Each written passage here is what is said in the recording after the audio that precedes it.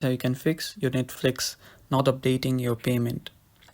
Now this error occurs when you try to update your payment on your Netflix. So to fix that, you need to make sure that your Netflix is updated to its latest version. So to do that, first open up your App Store or your Play Store and then search for Netflix. After you do that, make sure that your Netflix has been updated to its latest version.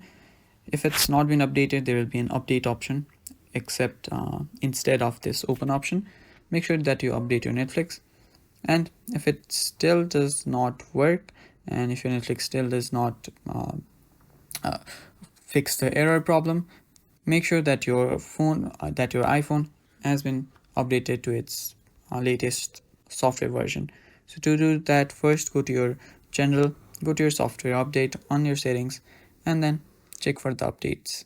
Now, since I have an update right now, I can update it and then the problem should get fixed. If it does not, all you need to do is you need to remove your Netflix and then install it back again, and then your problem will get fixed. So that is all for the video, guys. Thank you for watching. If you like the video, don't forget to hit the subscribe button and stay tuned for more upcoming videos. Bye bye.